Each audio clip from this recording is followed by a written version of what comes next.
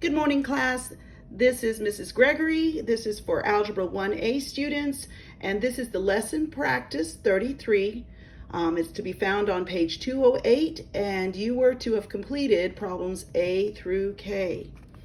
We're still dealing with probability of dependent and independent events, and so I'm about to go through this list. So let me just go ahead and put this here in case there's anyone who's having any issues with having access to the book. So you can stop it here, look at this page, here are your problems, and go ahead and take a moment, turn off this video, work those problems, and then come back. Okay, let's go ahead and get started. I've spent a little bit of time just writing these out because the first thing we're going to do is we're going to identify each set of events as independent or dependent. And some of it is just logic, but then there's other times when not as logical as you would like, all right? First one says, all right, I went ahead and wrote these out, so hopefully this is good, and I'm going to go ahead and circle the correct ones with you. But it says a card is chosen from a deck of cards, then it's replaced, and then a second card is chosen. All right, so this is the event. Here's event number 1, we choose a card. Event number 2, we choose a second card. But here's the word that I need you to make sure you understand. The card is replaced. So the situation with the first deck of cards, right? We replaced the card, so the exact same situation is for the second one. So we've not changed a thing, and so these two events are what we call independent, all right? Because the probability of the first card, taking that card out, and then replacing it means that the situation hasn't changed for the second. Let me go ahead and give you, we know that there's 52 cards in a deck, so the probability of the first card, all right, probability of one card being chosen, it doesn't matter which one, is 1 in 52. All right, and then the probability of the second card being chosen is still 1 in 52 because there's still 52 cards to choose. So technically we would say 1 over 52 times 1 over 52, and we don't normally do this, but I'm just going to go ahead and say it's 1 over 52 squared, and then you could use your calculator to find it. But if you notice, the probability to find one card the first time is 1 over 52, and because the card is replaced, the second time the card is chosen, the circumstances hasn't changed. All right, so it's still 1 over 52. Okay, this is an independent event. All right. Hopefully as we work through these, this will be clearer and clearer. Some of you have got this down already, I'm sure. All right, the second situation, a marble is drawn from the bag. All right, there's event number 1. And then it's kept. And then a second marble is drawn. All right. All right, so we have our two events, but there's a change here. The marble is drawn from a bag, but here's our word that you need to be very, very aware. The marble that we picked out the first time is kept out of the bag. So the second time we choose a marble, the second time, we have a different situation. So because the situation's changed, the second event, it depends on the first event, all right? Had that marble been put back in or replaced, then we would have had an independent situation. But this marble was kept, therefore changing the circumstances, changing the situation for the second marble to be drawn. All right, let's go on to C. C says, a coin is flipped and a number cube is rolled. So here's event number 1, and a number cube is rolled. That's event number 2. Are these two events independent or dependent? And if you look at it, coin is flipped, all right? That's one separate situation than a number cube or a die is rolled. So these are two independent events. It doesn't matter if I do one first before the other. That's another clue too. If I can do one and then the other and the probability hasn't changed, the circumstances or situations haven't changed, we would call this an independent event. All right, and that was pretty easy since we're not drawing we're not flipping a coin, 3 coins or whatever. Or we're not eliminating anything from the original situations that we've got. All right. D says a spinner is spun and the result is recorded, okay? Then the spinner is spun a second time, okay? So we got to think this one through. They kind of threw a little thing in here. Said a spinner is spun and the result is recorded. Now, recording a result doesn't change the aspects or the situation or the characteristics of the spinner, all right? So when a spinner is spun a second time, nothing has happened. Everything is the exact same situation in the first event. Here's event number 1. Let me write that again. And then number 2 is the second one. So recording the result does not change the situation. So again, this is what I would call an independent event, okay? Let's go ahead and let's look at the E. E is a little different because it has us doing some things. We are to be, let's just read it real quick and then we'll talk about what's happening here. All right, it says, and I went ahead and wrote it down. It says a coin is flipped and a 6-sided number cube is tossed. Okay, so I know that this word independent or dependent is not there, but I wanted you to consider this before we went any farther. It said a coin is flipped and a 6-sided number cube is tossed. They have nothing to do with each other. Flipping that coin doesn't change the die at all. All right, and if I threw the die before the coin, the probabilities of either situation has not changed. Okay, so I'm going to call this an independent. All right, now I know they didn't quite ask for it, but I want you to consider that as you do these kind of problems. It says, make a tree diagram, okay, showing all possible outcomes.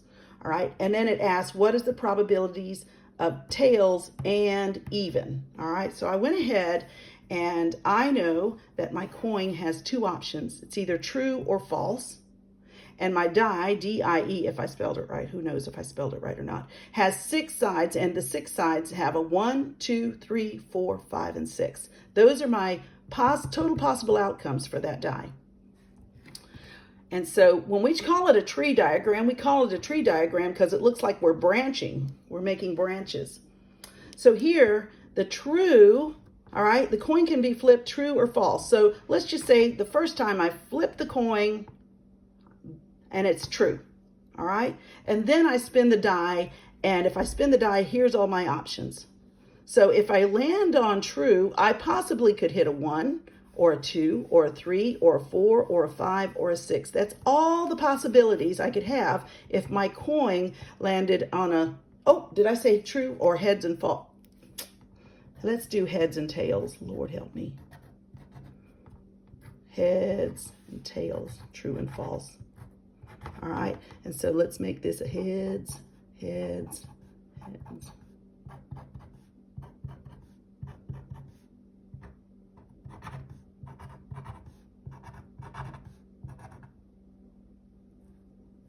Tails, tails, tails, tails. Let's just do that again.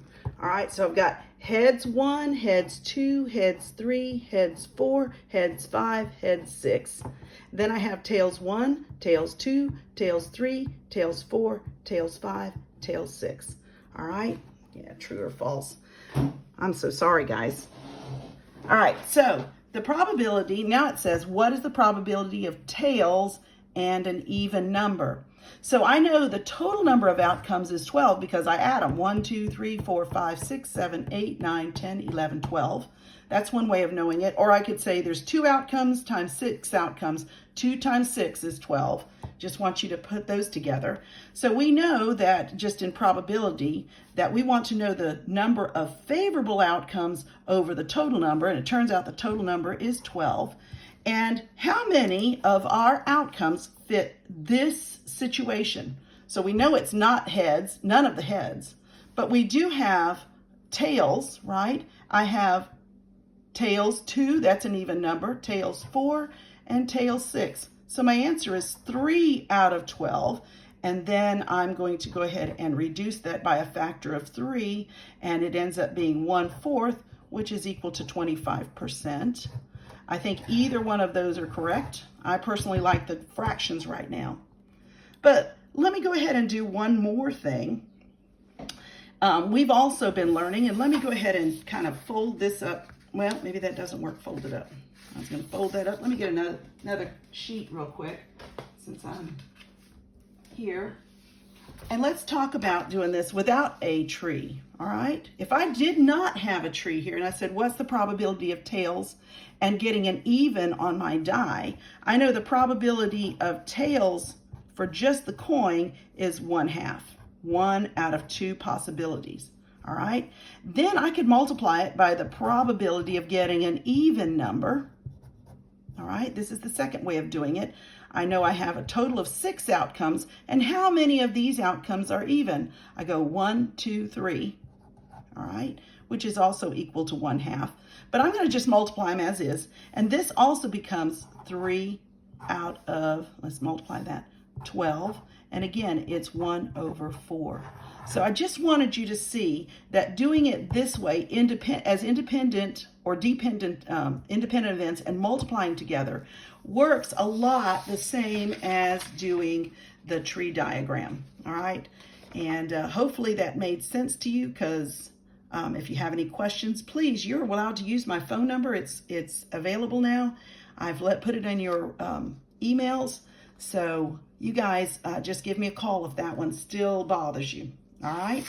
But hopefully it does make sense. All right. Now, we go to another situation, all right? And I'm going to go ahead and pull it up here. Right off the bat, it says a bag contains 4 red blocks and 3 blue blocks, okay? So let me go ahead and kind of red, and let me find a blue and see if that can work. And I'm going to do it this way. I've got 4 red, and I'm just going to draw it. 4 red blocks, 1, 2, 3, 4, and I have 3 blue blocks, and I'm going to draw that. 1, 2, 3. All right. Now, with that being said, it says find the probability of drawing a red block, keeping it, and then drawing another, put an R there, another red block. Okay. So what we're going to do here is, first off, I want you to think about this. Is this dependent or independent? How am I going to handle this? So I'm going to look at this. I'm going to keep it, all right? If I'm keeping it, then all of a sudden I'm changing the circumstances for the second event. These two events are what we call dependent, okay? So let's look at the probability of the first red block. So the probability of the red block the first time, all right? All right, so the probability of the red block in the first place is equal to, there's 4 reds over a total of 7 blocks, all right? And then it says we're going to keep that red block. So one of these red blocks gets taken out of the mix. That's what we mean by keeping it. It's no longer part of the original situation. Then we say, what's the probability of getting another red block? This time, my situation's changed. So instead of out of 7, I'm out of 6.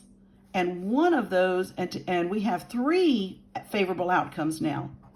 And I want you to notice, we just multiply those together, we'll end up with 12 out of 42. And if you know your multiplication tables, you can see that this can be reduced by a factor of 6.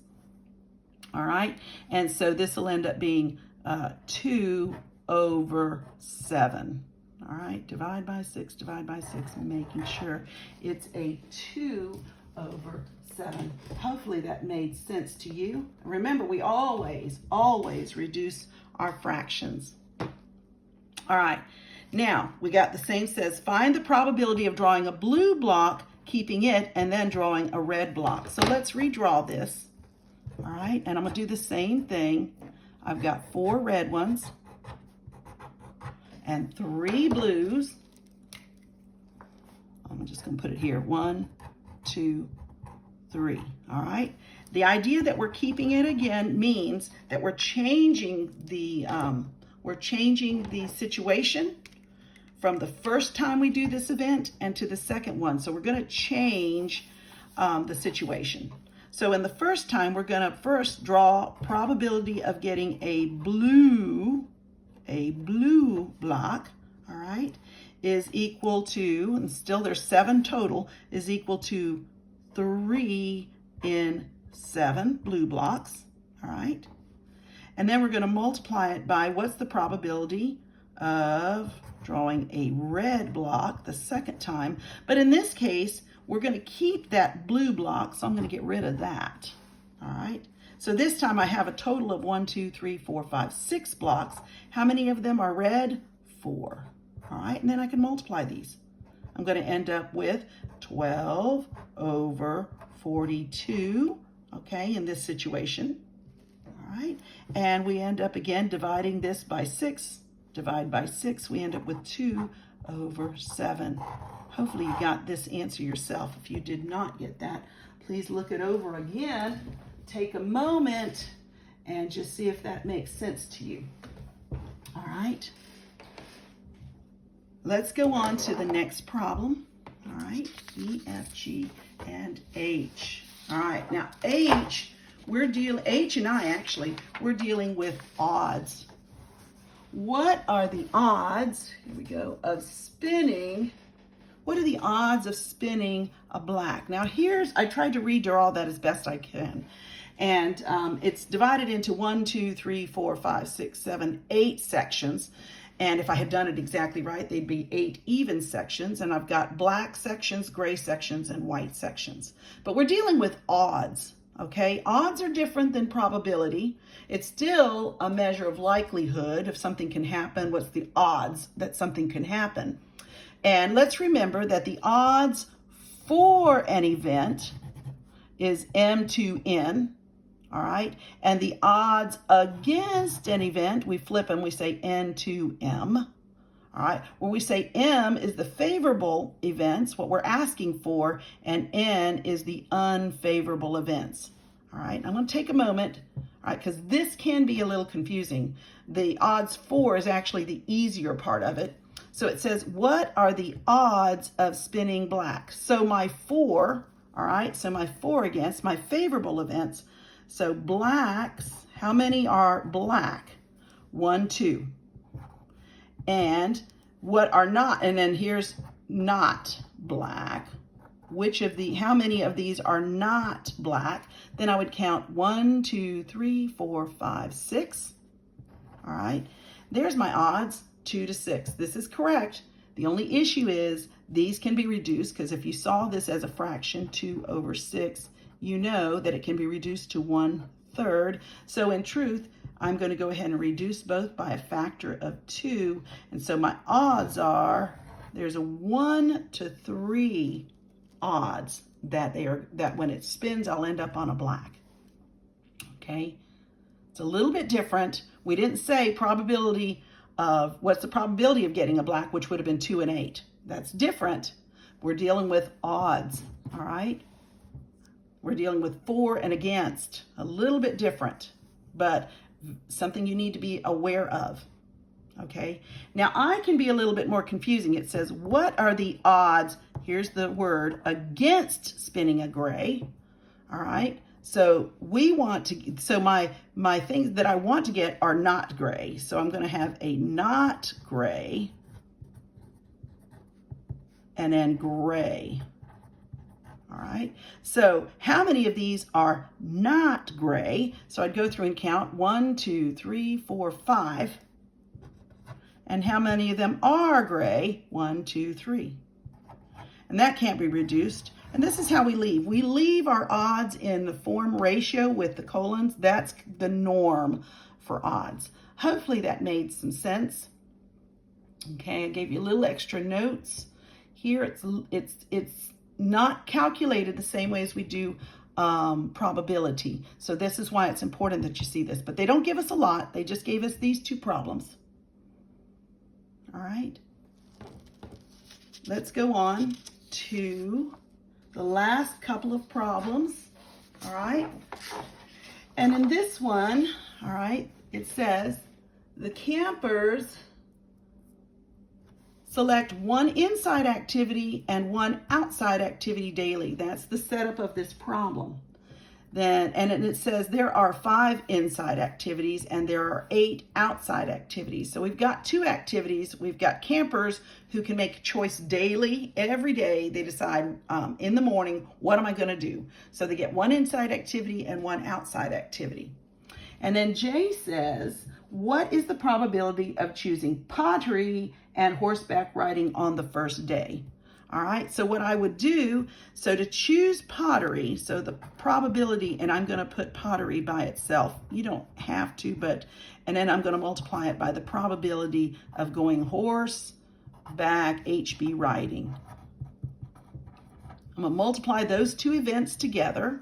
All right, so pottery is an inside event, so that's one of 5 total events times horseback riding is one of 8 events.